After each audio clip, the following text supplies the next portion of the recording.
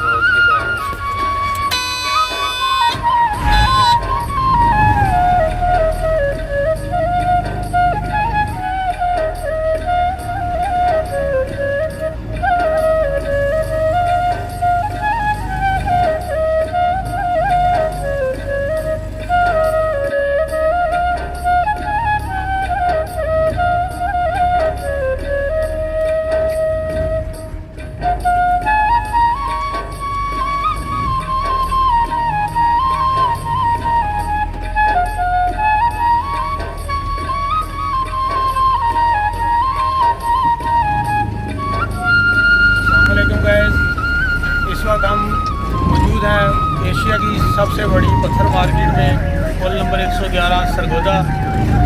अभी ये गाड़ी मुकम्मल तैयार है अपने सफ़र पर जाने के लिए, और ये यहाँ से अब ये लोडिंग के लिए निकलेगी और उसके बाद जहाँ का भी माल होगा ये वहाँ जाके उसको उतारेगी।